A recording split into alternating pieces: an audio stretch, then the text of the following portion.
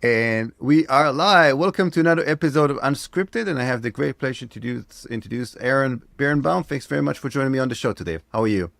Great. Thank you for having me, David. I appreciate it.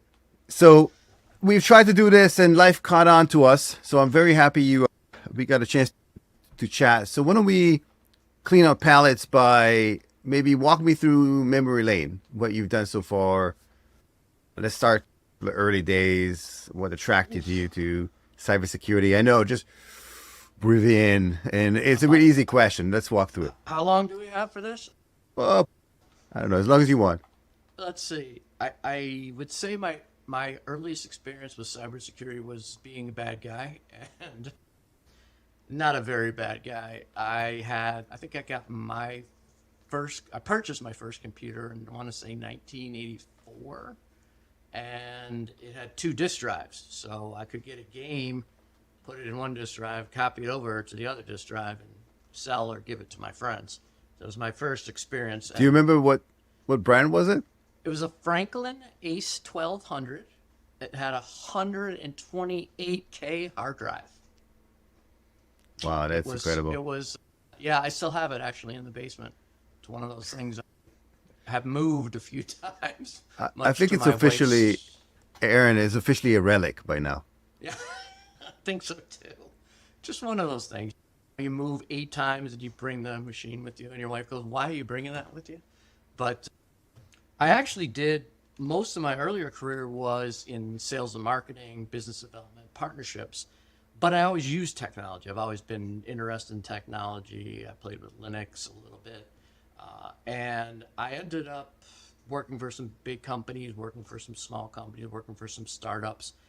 And in 2003, I started a company that evolved into become CITM Services, which I had for about 13 years. And so mid 2015, 2016, I wake up, my phone's ringing off the hook, my texts are going, and I'm like, what's going on? And my phone just blowing up. The site's down, the website's down, the website's down. Our business effectively was software for healthcare call centers. So if you had 20 people and they were trying to sell a discount medical plan or a dental program, you would use our software, and effectively, I don't claim to be a genius by any stretch of the imagination, but what we did was, as a salesperson, I always knew what metrics I needed to have, and the need to matter to me. So we built this with a lot of different metrics, so I could tell how many sales per seat an individual had, how many of those sales got returned, how many of them were bad, that kind of stuff. And at 15 years ago, not a lot of people were doing it. And we had a really good run. I get called, I get woken up. I'm like, what's going on? They're like, the site's down. I'm like, don't tell me the site's down. The site doesn't go down. We have redundancy, we have backup, and the site doesn't go down. The site was down.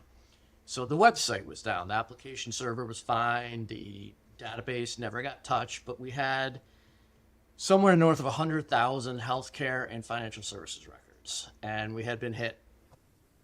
Best I was able to trace it to was a IP in China, and this is 10, 15 years ago, so we know how reliable that was. However, I quickly figured out, all right, they took down the business for the day, for most of the day while we figured out what was going on. It took us way too long to get back, which reminded me, which I have always remembered, because when I look at a backup system, I always say, do you have a backup system? And they say, yes. And I say, have you ever tested it? And they say, no. And I say, then you don't have a backup system. And people that have been in this situation tend to agree, because backup files get corrupted, or you don't know how to get your backup straight. And so you don't have a backup. At any rate, I had started this company, and I hate to sound like cliche-ish or trite or whatever, but it was the patio of my 1-bedroom apartment in south of Boston. And 13 years was a crazy run, ups and downs, and all the Aaron, things you could. It would have been a cliche if you said it was your garage, but since it's your patio, I would say it's not a cliche yet. So you can adopt that. I had missed spending time with my wife. I had missed watching my daughter grow up at times, and I had sacrificed for it. But at the time, it was good. We had money in the bank, and we had good years, bad years. But I literally felt like they had attacked my family, like my child, because I had given so much to create this entity. And I went off the deep end, I guess you could say. I had a partner at the time, and I said, I need to figure this out. We need to make sure this never happens again. And I immersed myself in the world that is cybersecurity. I read everything I could read. Not everything. I read as much as I could read. I watched tons of videos. I watched tons of presentations on security. I got security books. I wanted to know how they did it, why they did it, and obviously to make sure it never happened again. And that was how I got into cybersecurity, because I knew I could have woken up in another slightly different scenario, out of business, and had some significant fines. And so I said, this is horrible. I worked so hard. I gave up so much. I really want to help other people not ever have to have this experience. And so things didn't end up working out with my partner, and I needed something to do. And so I'm walking around the capital of Concord, New Hampshire, which I live very close to, and about an hour north of Boston. And I'm like, who helps all these lawyers and the accountants for these lawyers and the financial planners for all the people in this community? I knew they had IT service providers. I wasn't going to get into that business because I just wasn't smart enough to realize that was a great business to be in. But I did reach out to a handful of people, and I started networking, and I started grinding it out again. It's not my first rodeo. It's not my last. But I started Sarin Security, and knock on wood, things have been pretty good. There have been global pandemics, which may have impacted the business a little bit at the beginning, but I've been able to find work, and I've had a great group of people that I connected with and that have helped me and supported me and thrown me business when times were tough. And I appreciate that. I really do. I try to pay it back to people when I get younger people getting into the business, or people that just have a question about something that maybe I studied a lot of or I really focused on. And one thing I would say, and I highly encourage people to do this, is, and I think most security professionals do this, is don't get bored. If you know everything about everything, God bless you. But gotta stay current, gotta keep reading, gotta keep researching, gotta play in your lab. If you hear about a new tool, go play with it. An open source tool, go play with it, or buy it or try a license, because everything changes so fast. 2 years ago, if I said AI, you would think I was talking about robots. Many people would, maybe not you. But a lot of times you can't necessarily predict how significant an impact something is going to have. And it's been a drastic change. There's no question at all. I think that it's, again, another thing like social media. Oh, this is good. We have the internet. We can communicate. We can have a group of people with like interests, and we can all talk and support each other and help each other. Was the panacea, the golden globe. This is a wonderful thing. And then any tool, it got misused. Now you had hate groups that were enforcing each other. Now you had people with bizarre, illegal habits that were communicating with each other. And things go from where they go. And then you had people with a different agenda, and now they're trying to impose their agenda or their opinions, I guess I would say, upon the world at large. And a lot of people just aren't necessarily critical thinkers of, hey, I got this information. It seems a little odd. Maybe I should verify it. No, I'm going to go with Elvis is alive, and he's in my living room right now. So that's what I'm going to go tell everybody. And if they tell me I'm wrong, I'm just not going to listen to it. And that is the problem. The problem is the validity of the information. And that is why I think we're seeing a lot of people come down on plagiarism, on using AI as a tool without proper citation. And I think it's a very big problem. My best friend is a journalism major, and he's always, ironically, can't spell, but he's always been very big on the truth is what you report. Not, oh, okay, hey, this political party did this. No, you don't talk about that. You're objective. You just state the facts. And I think that we've gotten so far away from that in terms of let's make everything sensational so people click, so we make money. And don't get me wrong, I'm a capitalist. I like money. I like to buy my kid things, and my wife likes me to have money. But I think that a lot of times we're getting away from the purpose. And the purpose is ultimately is to have a good product, have a good service, and serve the community. And I think there's a lot of people out there that are doing it. And I think there's a lot of people, and I'm sure you see it as well, they're getting frustrated because we have a security solution that could cure everything for you. We're 100% guaranteed. And I think that a lot of people, myself included, when I get approached by someone to sell a product or educate me about a product, if they're doing it properly, and they have 100% guaranteed all your problems, I'm done. Because I know it's lies. And if you're going to lie to me at the beginning of a relationship, how are we ever going to have a good relationship? Yeah, how it starts is how it ends. Absolutely. And then we have to, Aaron, we're going to have to dedicate a whole show about Elvis at some point. We'll put that aside. But there's a lot of things to unpack here. If you don't mind, first and foremost, there's the entrepreneurship story. So that's in parallel. That's one thing, that you've created one company, then you create another. And then there's a story of a person who started in business development, sales, entrepreneurship, and then out of necessity dove into the world of cyber. And it's not like most people would not do that, because there's some heavy lifting associated with doing that. The terms are different, the mindset is different, and then somebody who maybe necessarily doesn't have formal education can find this very intimidating. Also, I would say, to double click on another thing is, there was 10, 15 years ago? Yeah. I would say the amount of available information wasn't as much as it is today. A lot of it had to be covered on your own and doing research on your own, because today it's almost like spoon-fed to people. Before we just jump into the next evolution, why don't you just walk me through, you mentioned you dove into with 2 feet into the world of cyber out of frustration. Is there something about you that made it easier, or maybe not, maybe it wasn't easy? Because again, it's not trivial. Most people would not go ahead and do that. Most people would just stay where they are. And you definitely went out of your comfort zone. I think the key to that is something that you touched on earlier, which is the entrepreneurship. If you've ever been involved in a startup, if you started a company or even a side project, you quickly realize you either have to pay someone to do something or you have to figure out how to do it yourself. I've been on a few different podcasts, and afterwards I usually chat with the host, and I'm like, who do you use for post-production? Who do you use to edit these and to make sure the audio sounds good and everything? And more than half the time I do it myself. And I'm usually almost always very impressed, because in my past I've done video production, I've done radio production, I've done editing, and it's time consuming and it's hard to learn to do it well.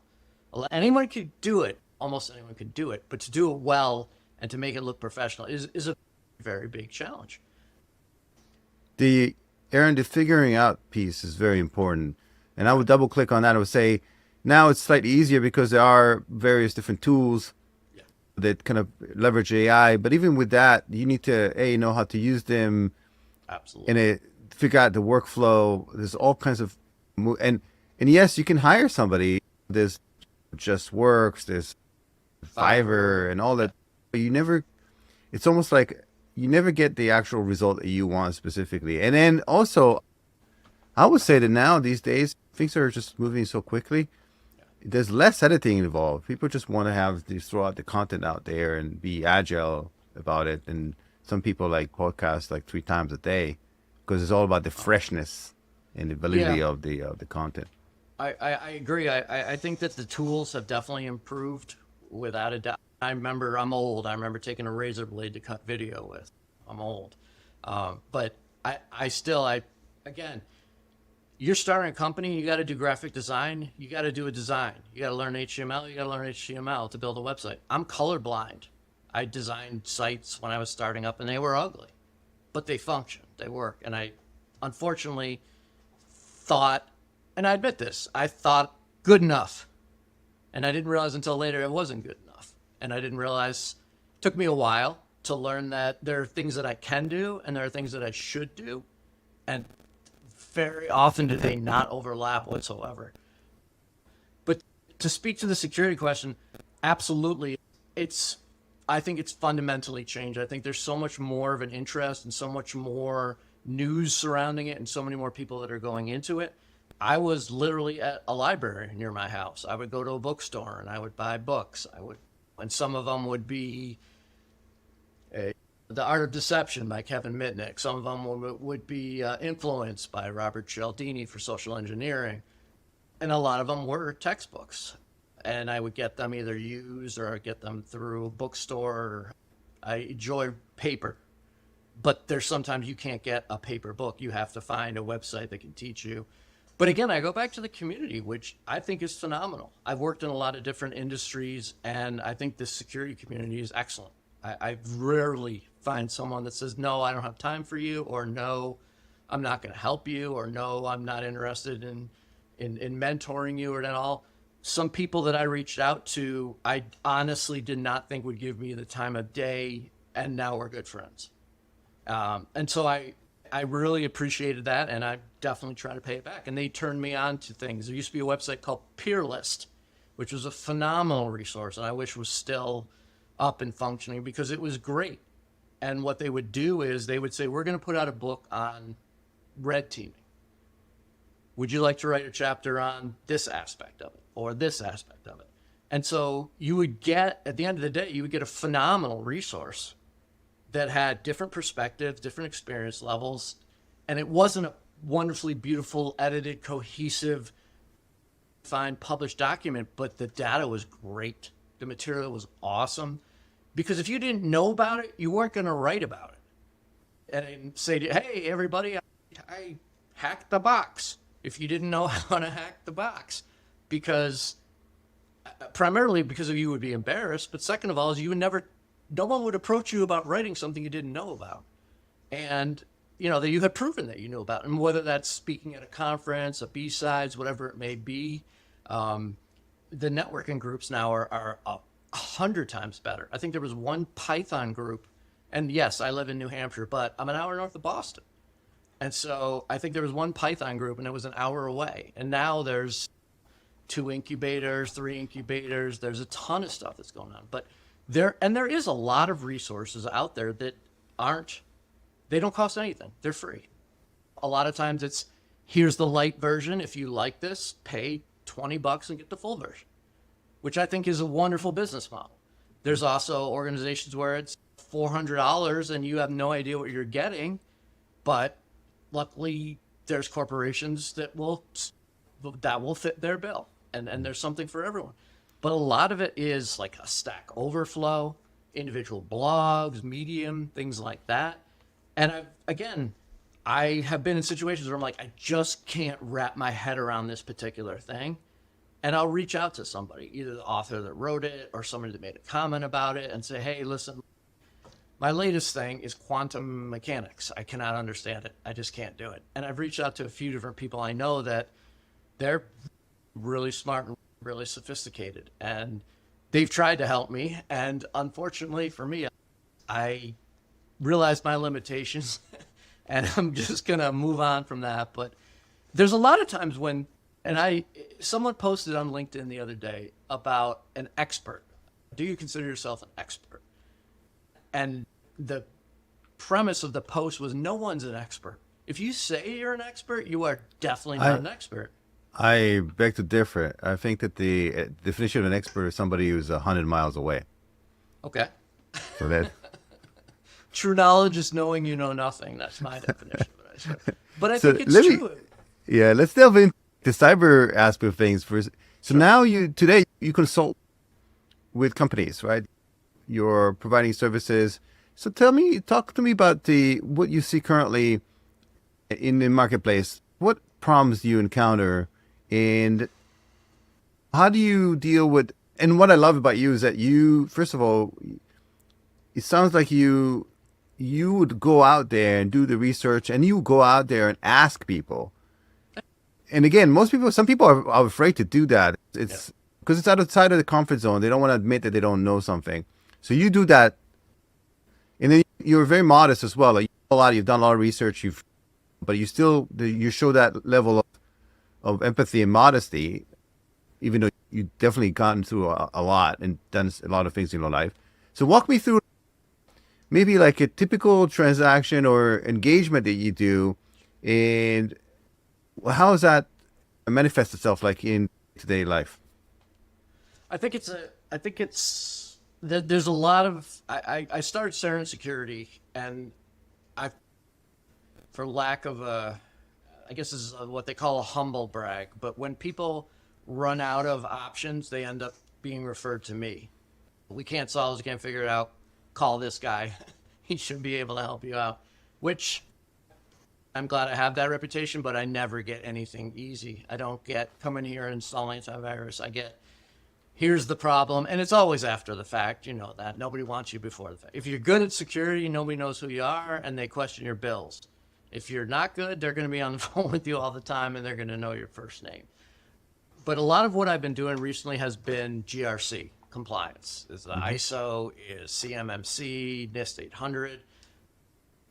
There's been a few big U.S. initiatives. Zero Trust is obviously one of them. But what I've tried to move to is talk to a business as a business, unless as a security consultant. If you make hydro flasks or thermoses, sorry, don't.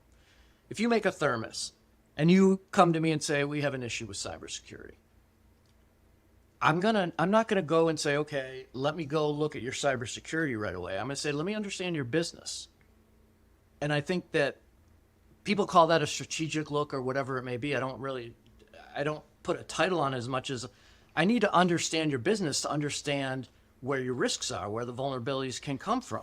If you're in financial services as opposed to a thermos maker, it's a completely different approach for me. The other thing is I always try to make sure that I am talking to the most senior person I can get my hands on. Because if you end up in a scenario and you're dealing with a middle manager or sometimes even a senior manager, but that doesn't have a C-level buy-in, you're going to fail. You're destined to fail. You're set up to fail. You have to have that buy-in. And I don't mean just for the dollars. I mean for the fact that the organization says, this is what we're doing. This is going to be our policy. We're going to be a secure organization. We're going to use these tools. If we do, we're going to use these processes. Aaron, it's super interesting. But what if you're being called by somebody who's in the front line because they have the hands-on problem that they need to take care of, and then sometimes and I'd like to expand on that. Sometimes they don't want to introduce you. No. Because for different reasons. Like so what do you do then? I've had that experience recently with an IT service provider, an external IT service provider, and they did everything to not literally get me out. And I was brought in by a person I knew. I had a good relationship with, I knew what I was talking about. And so I started to try to gather information. They were just fighting me on everything. And finally, I just said to the guy, can I talk? There was a gentleman. I said, can I talk to you outside for a minute? And he's like, yeah, what's up? And I'm like, okay, just go outside. So go outside. And I said, listen, man, I don't think you get this. I'm here to help you. And all I'm getting is pushback from you. I don't want your contract. I don't want your job. I come in, I help out, I provide some strategy, I provide some advice. I'm not selling software tools. You're selling software tools. I'm not selling your services. I'm selling my services. The more you fight with me, the less either of us can do. And that's going to annoy the customer. That's a difficult conversation. Yeah, that's a difficult conversation to have, Aaron. Yeah, and a lot of people will shy away from it. A lot of people shy away from conflict. Yes. So or mince words so much, like we'll write a really nice email that passive aggressive. Somewhere in between, I guess what's not being said is the message, but not you. So talk to me about that specific incident. The other side, what was the reaction? it was a little pushing back on me, and is like, I don't even know why you were brought in here. And I said, listen, do you guys have security staff? Do you have experienced security staff that have done projects like this before? Because if you do, bring them in and I'll leave. I'm not dying for jobs. I'm not worried about putting food on my table. I can make you look so much better. And this is the conversation was, look, I can make you look so much better. Or worse comes to worse, everything falls apart. You can blame me. And the guy left because he knew what I said was right. I said, look, you have the relationship with the customer. I'm not trying to steal the relationship with the customer. I'm trying to help the customer. Because if I help the customer, that makes me look good. If I help the customer, that makes you look good. But if you keep pushing back against me, what am I supposed to do? I can't just sit here and deliver nothing. I have to go and say, this is my scenario, and I'm unable to get the information. That's going to look bad for you. I don't want to do that. I'm not going to go tell mommy and daddy that you're not sharing well with me. And it was a little awkward at first, and it was uncomfortable. But and I don't want to come off like a completely arrogant person, like I don't need this job. But it was more of, we need to find the common ground. We need to work together because we're fighting a war. Whatever the country, entity, foreign policy. And who taught you this? It sounds so great. Like, you basically provided a best case scenario for that person. Yeah. You either use me as a scapegoat if things go wrong, or I make you look great. I make you look good. Yeah. It's a win no matter what. And once that person understood that there's no downside, right? Like who would say no to that? But again, the skill set of doing that, it's almost like the art of negotiations. Like how can I present something and think about what it is on their end? Is this something that naturally comes to you, or did you read some books about it, or did you come through some informal training? Because again, what you just did is not trivial. I can't give you an honest answer. I am, as my daughter says, you are who you are. I am who I am. I've been pretty self-aware and confident with my own knowledge, skills, physical, whatever limitations. It's not that I don't care, but if I'm going to have to fight and stress and work and be miserable, it's just not worth it to me. And I'm not going to share the phrase my daughter uses, but I do care about the client. But if you're going to make it as hard as you can for me. You can share and we can bleep it afterwards. It's no problem, Eric. I give it less than one fuck, I guess is the phrase. But I actually do have professional training. I have a bachelor's degree, I have a master's degree in business, and I'm a lot older than I look, I'll just say. Yeah, but a lot of this stuff, again, is formal education does not provide this kind of, and that's a problem too. You can have a PhD and spend 20 years in school, and then yet you don't have the ability to negotiate and provide the kind of the value add to the other side in a way that they can understand it. And this is what you did here. And I think a lot of business owners can relate because we can take this and apply this to every single service provider, because there's a lot of these conflicts where people think that they're going to get displaced. There's a lot of political battles within organizations as well. Depending on the size of the organization, can be more or less. Even in small organizations, there's a lot of that going on. And a lot of it has nothing to do with technology. It's just a human element. Ego, and I have a few annoying phrases that I repeat all the time. And one of them is, my ego doesn't pay my mortgage. It's that simple.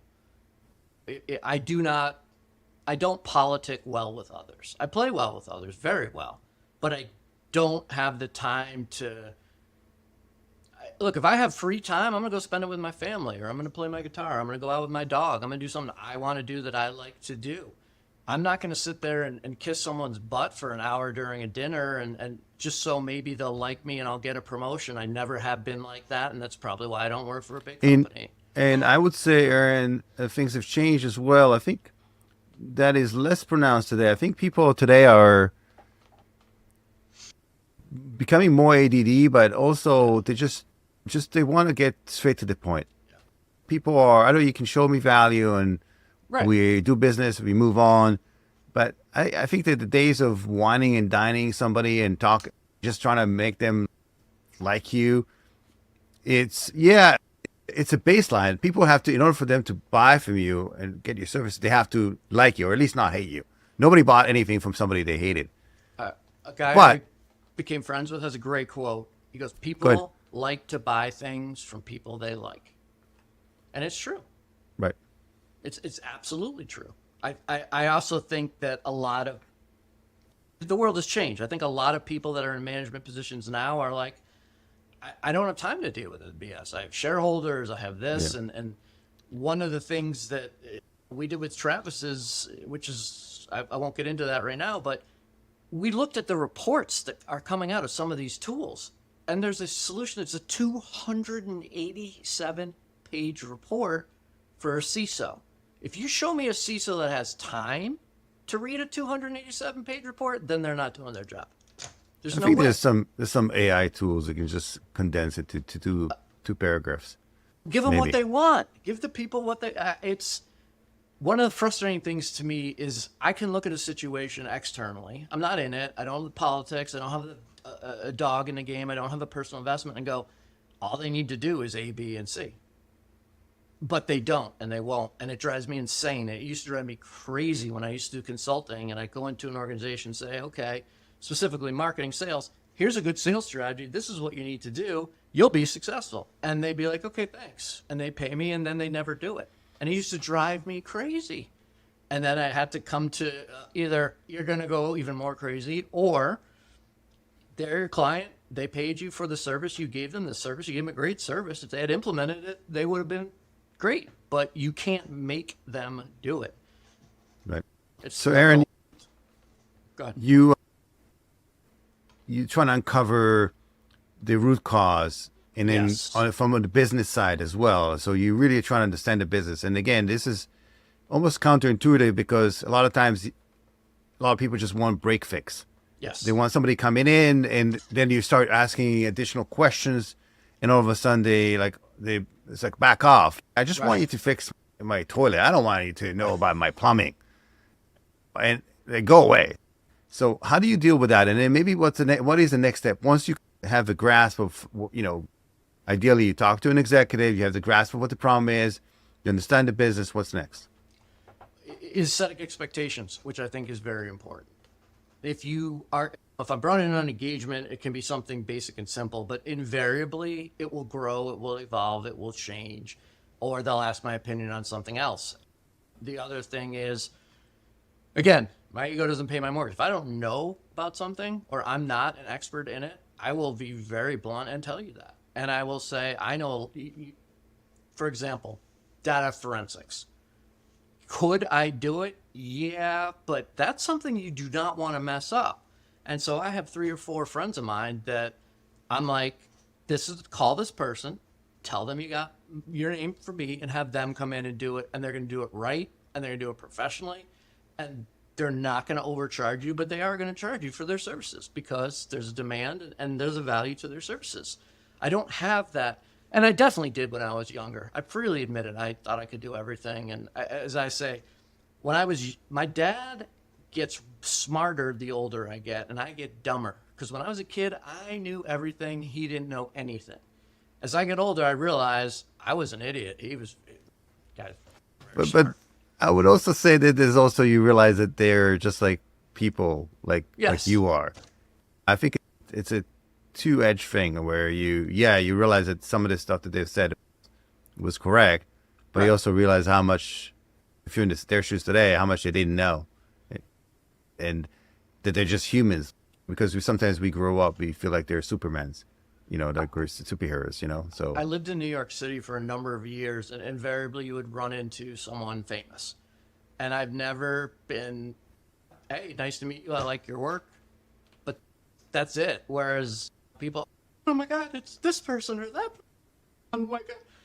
And whether an actor, a musician, or an artist or what have you. And I was like, yeah, that's pretty cool, but keep your clothes on. Aaron, it's here. because you didn't grow up in the selfie stage. Yeah. Otherwise, you would have been like, "Oh, let's take a photo of that famous." But that explains the negotiation, by the way. I think anybody who grew up in New York City, by Yeah. default, had to fight for their lives at some point. I didn't grow up there, but I spent enough time there, and most of my friends are from that area. So I introduced a friend of mine I have a friend that has a web hosting company, and I introduced him to a New Yorker, born and bred New Yorker, to do some web hosting. And after about 2 weeks, I call my friend, how's it going? Oh man, that guy, he's giving me a hard time about everything. He's questioning why I want to spend this money. I just want to host. And I call my friend the host, and he goes, dude, that guy is so New York. Everything. He wants it all. He wants it now. He wants it this. And he's still a client. He's still a customer because he's smart and because my friend provides great service. But it's one of those things where figure out what you want and figure out who the best person to provide that is. And you may not like them. I work with people I don't like, but I don't work with anybody I don't respect. And it is a very big difference, as I'm sure you can relate to. You mentioned, Aaron, setting expectations. So let me ask you about this, if you don't mind. Sure. It's also not trivial, and I'll tell you why. Because again, you're as a service provider, you want to paint it in a positive tone, and so there's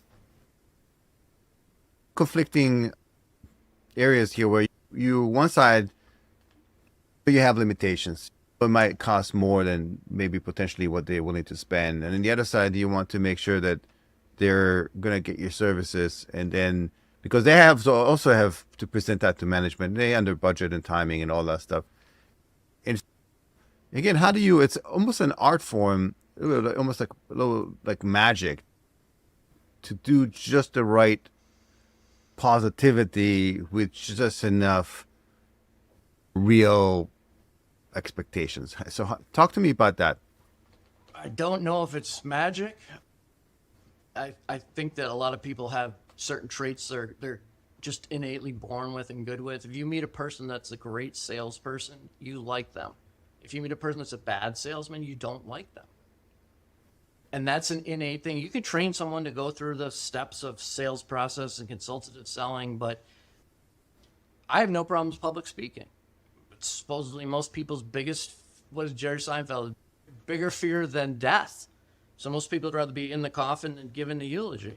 I don't have a problem doing that. I had probably a very normal childhood.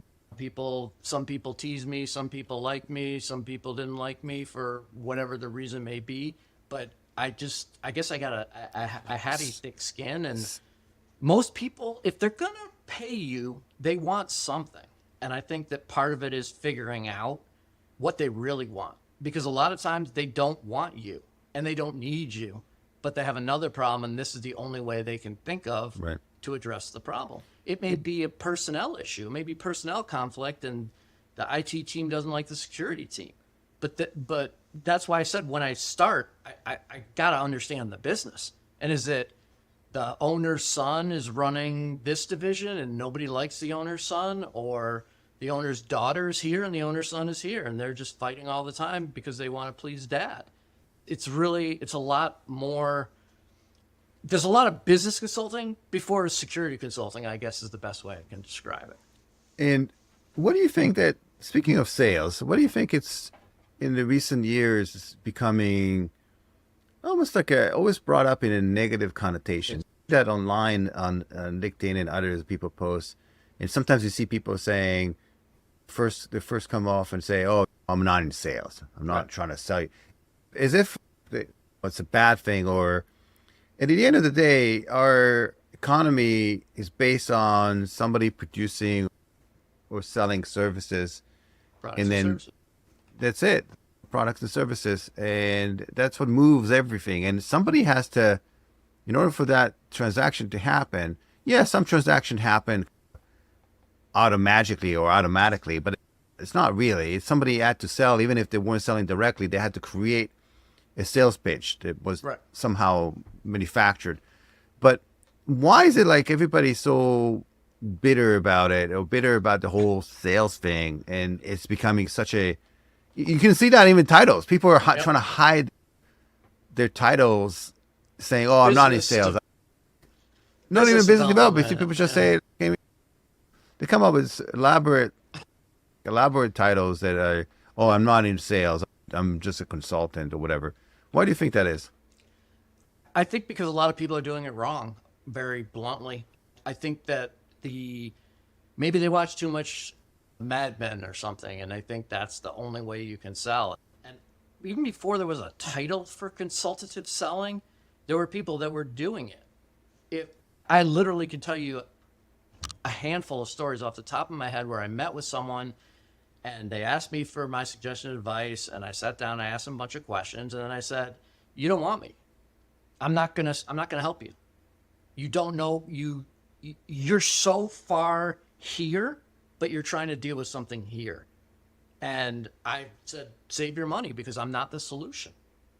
The problem is with, I'll call mass communication, whether that's radio, television, internet, whatever it may be, is it allows anybody to do anything, including spam the bejesus out of people.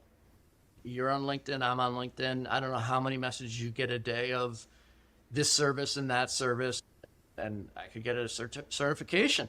I'm really excited about that, even though I already have a couple. But it's overload, and you just, okay, I don't want it anymore. And so you get mad, you get angry, you get hypersensitive to it. And I do the same thing. And I know these people, a lot of them are younger people. They're hustling. They're, trying to get their foot in the door. They're trying to make a mark. And I'll give them the time of day, but they have to do it right. I've had this conversation so many times with people that are either starting to get into security or are salespeople trying to leverage what their knowledge is. You don't come to me and say, "Hey, would you like to buy my car? We have a great car for you." You don't know anything about me. Maybe I hate cars. Maybe I need a van. Maybe I only ride motorcycles. Maybe I live in the woods. I need a 4-wheel drive vehicle. Until you know me, you don't know if your product is right for me. And if you're afraid to say you're a salesperson, then there's something wrong with your product, because you should be proud. Like, I sell Jeeps, for example. I have a Jeep Wrangler. I sell Jeeps. I'm proud. I'm proud to sell Jeeps because they're great cars, because I love them, because they help people, because in the winter you got 4-wheel drive, in the summer you put the top down. They don't get great mileage, but you can mod them, you can add things to them. Like I call it my hacker mobile. I've got a different bumper, and I've got different seat covers and things like that. And there's really no other vehicle that I'm aware of that you can modify. And it's a very big thing. It's a huge industry, aftermarket parts. That's the kind of thing that you should be proud. People say, "What kind of car do you drive?" "Oh, I drive a Yugo or a Hyundai." Or you should be happy. They got great safety ratings. They're very reasonable cars, and they get you from point A to point B. If you're not proud of what you're selling, you should not be selling it. And if you are proud of it, you want to sell. You become an evangelist. I say, "I have this great product. It's awesome. And I can't wait to tell you about it." And it's sincere. It's not, "Let me tell you about this wonderful car I have. It's got tires and a motor." No, it's, "I love my Jeep. I've had it for 16 years because I work out of the house, so I don't drive it anywhere. So I got 50,000 miles on it, but I love it. And I'm happy about it." And my kids' friends are like, "Hey, you want to sell that Jeep, man?" And I'm like, "No, I don't." But I would be proud to be a Jeep car salesman because I believe in the product. If you don't believe in the product or the service, you shouldn't be selling it. If you're not proud to be affiliated with an organization, like there's some companies, and I'm not going to name names, but there's some companies that I would not work for because I don't believe in what they're doing, or what I believe what they're doing has a greater negative effect than positive effect. And I don't want to be a hypocrite. That's probably one of my biggest, I don't know if the pet peeve or what the proper term is, but if you're going to be this way, then be this way. But be this way all the time. If you're in a sporting event, I was watching a wrestling tournament this last weekend, and everyone's, "Oh man, that ref you really got to hold him down for the whole count to get the points." And I'm like, is he consistent? Then he's good. As long as he's consistent, as long as everyone gets the same fair shake, whether he's too much or too little. And there's another ref, "Oh, you got one shoulder down. Oh, that's a pin." So as long as they're consistent, though, I'm good with it. As long as people do what they say they're going to do, offer what they really have, not what, "Oh, we've got natural language programming and, a neural network. What are you talking about? You got a program, you got a software program. Just say you have a software program and it's good. The FUD, the fear, uncertainty, doubt, is the hallmark of so many security products. And I get it. It works. That's why it's done. Is it good? No, I don't think it's good. I don't think you should scare someone into buying something from you. I think if you do it right and say, look, this can protect you from this danger. That's different than saying, here's this danger. You got to be safe from it. How about I can help you? I can protect you. I can protect your livelihood. I can protect your business so you don't get a call. You don't get a wake-up call on a Tuesday morning and go, hey, guess what? You're out of business. Yeah. So you mentioned, that's so interesting. Yeah. You talked about the identity of being a salesperson, and I think you're right. And I think a lot of the frustration also lies with the automation associated with a lot of these tools. Oh, yeah. So get inundated. And It's spam. I think Call it what it is. Numbers game doesn't work anymore. Again, as things have changed, unless you It does. That's the problem. It does work. And that's why we keep getting 52, LinkedIn in-mails or whatever they're called. Yeah, listen, I could have done software development. I could have bought that service many times over with all the LinkedIn reach. I actually had to put that in my profile that I'm not interested because I have no need for that. People do. But that's a great point, though, David. I'm not going to reach out to you and say, hey, I have a Jeep for you. It's in your color and it's got the lift. And because I don't know you, I don't know you well enough to know if you would even buy a Jeep. You might live in a city and not need a car. But what if you think is that everybody should own one? Just like that. That's a really good point. But I don't think everyone should own one. And I have friends that I've made of people that have been trying to sell me something. And I said, look, how long have you been doing this? And they're like, it's my third week. Invariably, or I've only been doing it for 6 months, or blah, blah, blah. And I try to help them. And I said, look, you can't just smile and dial anymore. It's not going to work. Phone, to the best of my experience, phone calling is very low return. And it's very labor intensive. If I can send out 500 emails, I'm going to send out 500 emails. I get one, I'm happy, and my cost is low. That's why people keep doing it. What they should be doing is consultative or relationship-based sales is, hey, David, tell me about yourself. What do you like to do on the weekends? You like to go outside? You drive a car? Here's the problem, too. Like sometimes you don't have time to you don't. sit with everybody and tell them about your life story, and it's super tough. It's people are busy. They have a lot going on. What about so how do you overcome that? Open source intelligence. OSINT. I'll go to Facebook. I'll look you up on Facebook. But they're security people. They don't share anything. You'd be surprised. Sometimes they're the worst, actually. But I would look at your posts. I would go back and look at the stuff that you've written about it and the things and where you live geographically. If you live in the middle of New York City, I'm probably going to have a really difficult time selling you a Jeep because your parking spot's going to cost more than your rent. So, but I can find that out pretty easily. I go on Facebook. I can do searches for your picture now with AI. I take a picture of you, throw it in an AI engine. I can find wherever you've been. Maybe you're at the Juvenile Diabetes Research Foundation Gala. Okay, that's something I could play with. And it's a friend of mine is like, you hack sales. And I'm like, what are you talking about? They're like, you go at it from a security perspective. Right now, with my new entity, Travis, I'm strategically reaching out to people that I know, have a relationship with, and have a need for the tool that we built. I'm not just, hey, everybody, blah, blah, blah, blah, blah. And there are people on LinkedIn that do both. And I can't tell you how the other way works because it's not me. It's not my personality. It's not my style. And that is the other thing is every salesperson is following the same manual regardless of their style. My style is, hey, how you doing? Get to know you, ask a couple questions, and be like, hey, thanks for your time. And then I'll reach out to you in a couple of weeks going, hey, I had a nice conversation with you, or a week, whatever the time is. But I don't automate it. And I probably could or should, but it's so... My sales experience, if you will, has been relationships. I'm not going to sell you something you don't need. I've said to people, called and said, hey, can you help me get this license for this software? And I said, yeah, why?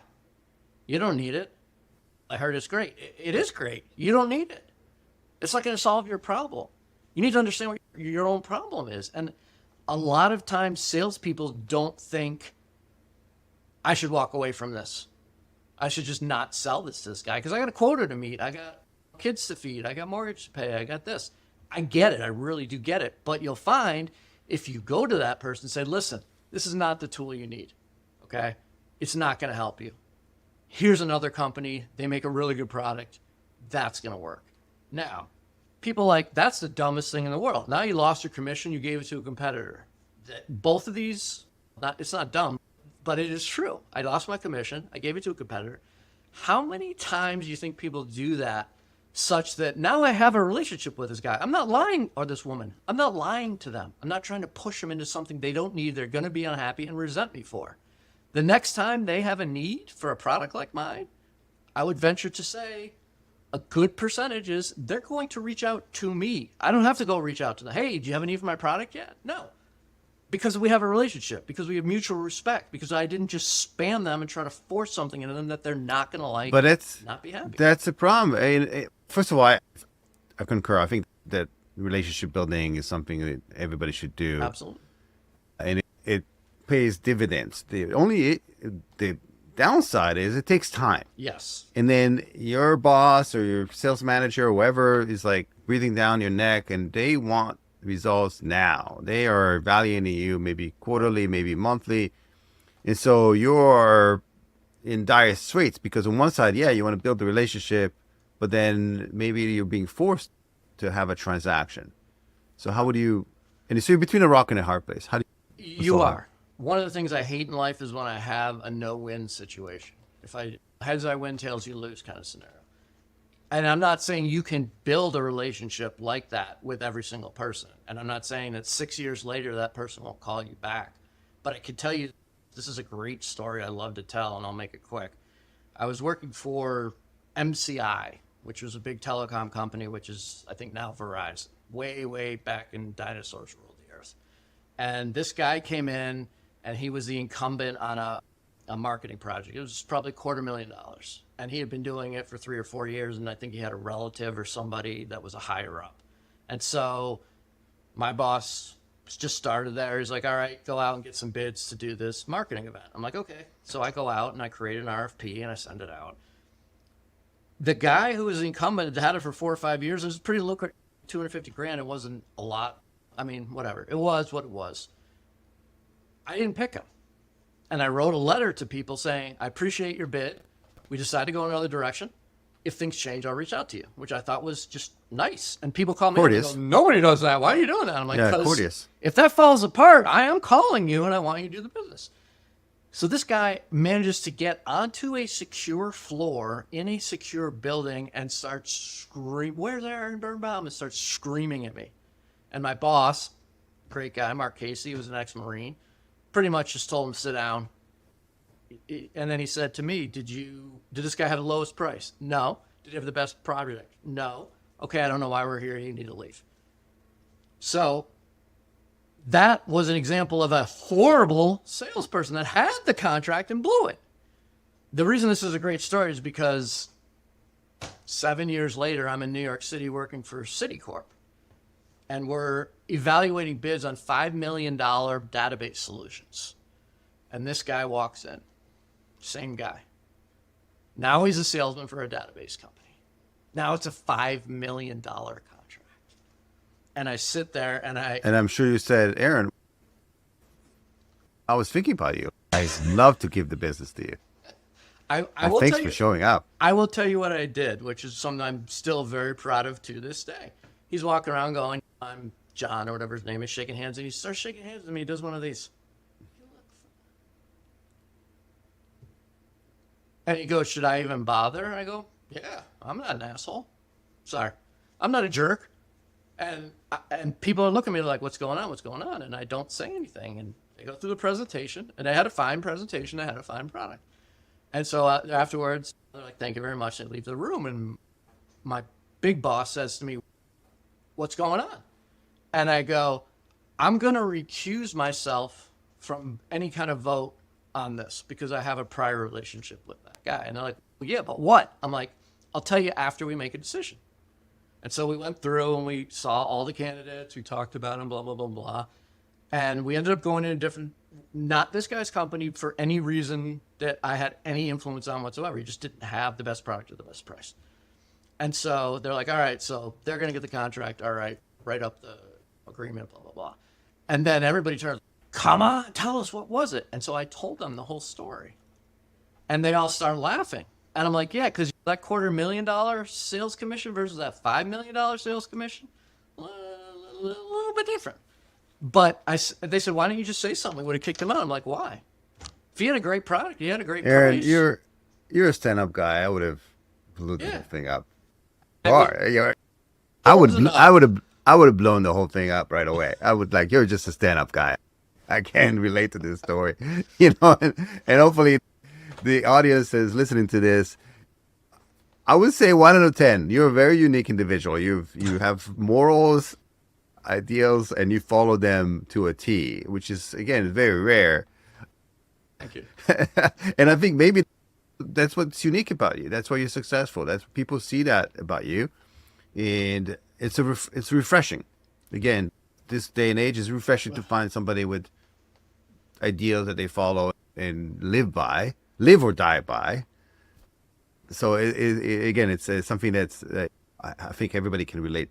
But we are running out of time. I want to make sure before we part ways, I want to make sure that people maybe listening to this or watching this, whatever platform, have the idea of how to best to reach you, what type of services you provide if somebody wants to consult with you and get in touch. What's the easiest way? Probably, fortunately or unfortunately, live on LinkedIn, and probably sending me a LinkedIn message is the best way. You can go to Sarin, Seron, security.com. And if you're curious about the Travis product that I mentioned, it's a attack surface management solution. It's travisasm.com. But LinkedIn, and I'm pretty good about giving my cell phone out. Hopefully, once people start abusing it, I'll stop doing it. But for now, or you can shoot me an email at Aaron, Aaron, at Sarin, Seron, security.com. And then specifically, what's your forte? You mentioned that there's certain things that you are an expert and you can consult with and provide the unique services. What those are? Definitely never said I was an expert in anything. Well, you know, if you're in New Hampshire, that's, you know, for some people it's more than 100 miles. Yes. So talk to me about those. I've done engagements all over the country. Right now, I would say if you're interested, I do a lot of what I would call security business strategy. Again, there's a million security professionals out there. I don't claim to be the best, but I do claim to look at it a little bit different than other people. If you're looking for a security solution, there's some great products out there. There's some great vendors out there. There's some great open source projects out there. No question about it. If you want to figure out, if you want a product, I'm not the guy to call. I don't recommend or anything like that. If you ask me, hey, what are 5 VPN solutions? I could go look up 5 VPN solutions. If you want to understand, you talked about root cause. I think that's what I do the best, is I strategically look at what the root cause is of your security. You keep getting attacked. Why is that? Do you keep seeing the same vulnerabilities every time you run a scan? Is that a coding problem? Is that a QA problem? Where's the root cause? Because if you don't hit it, you could band-aid your solution to the bejesus. But if you don't understand why you're vulnerable, that, to me, you're wasting time and money. And there are a lot of solutions out there that will solve your problem short term, but you can put a Band-Aid on the cut in my arm, but if the cut in my arm is infected, you Band-Aid it all day. So yeah, absolutely, Aaron. So thank you very much for joining me today. Thanks for all who joined this podcast, and looking forward to seeing you at the next episode. And until then, stay safe online as well as offline. Thank you, dude.